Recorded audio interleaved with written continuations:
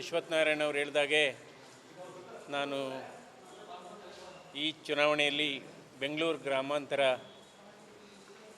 ಅಭ್ಯರ್ಥಿಯಾಗಿ BJP ಅಭ್ಯರ್ಥಿಯಾಗಿ ಅಂದರೆ ಇವತ್ತು BJP ಮತ್ತು JDS ಎರಡೂ ಕೂಡ NDA ಅಲಯನ್ಸ್ ಆಗಿ ಇರೋದರಿಂದ ನಾನು ಇವತ್ತು BJP ಅಧಿಕೃತ ಅಭ್ಯರ್ಥಿಯಾಗಿ ನಾನು ಸ್ಪರ್ಧೆ ಮಾಡ್ತಾ ಇದ್ದೇನೆ.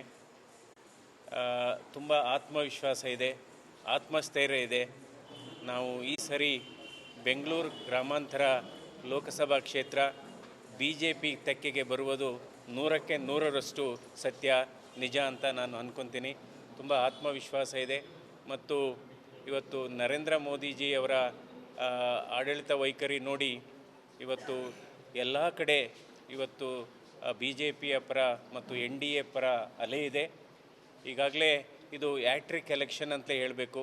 ಯಾಕೆಂದರೆ 2014ರಲ್ಲಿ ಅವರ ಮೊದಲನೇ ವಿಜಯ, ನಂತರ 2019, ಸೊ 2024ರಲ್ಲಿ ನರೇಂದ್ರ ಮೋದಿಯವರ ನಾಯಕತ್ವದಲ್ಲಿ ಇವತ್ತು ಒಂದು ಈಗಾಗಲೇ ಹೇಳಿದ್ದಾರೆ ಸುಮಾರು 400 ಕ್ಷೇತ್ರಗಳಲ್ಲಿ ಗೆಲ್ಲುವ ವಿಶ್ವಾಸವನ್ನು ಸನ್ಮಾನ್ಯ ಪ್ರಧಾನಮಂತ್ರಿಗಳಲ್ಲಿ ಹೇಳಿದ್ದಾರೆ.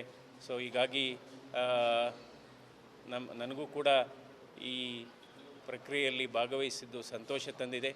ಹೀಗಾಗಿ ತಮ್ಮೆಲ್ಲರ ಆಶೀರ್ವಾದ ಮತ್ತು ಪ್ರೀತಿ ಮತ್ತು ಅಭಿಮಾನ ಇರಲಿ ಅಂತ ಎಲ್ಲರಲ್ಲೂ ಕೇಳ್ತೇನೆ.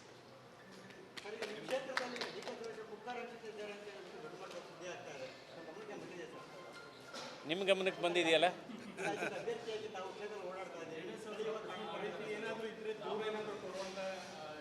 ಅಲ್ಲ, ಈಗಾಗಲೇ ಸನ್ಮಾನ್ಯ ಕುಮಾರಸ್ವಾಮಿಯವರು ಇದರ ಬಗ್ಗೆ ಒಂದು ಸುದೀರ್ಘವಾದಂಥ ಪ್ರೆಸ್ ಮೀಟೇ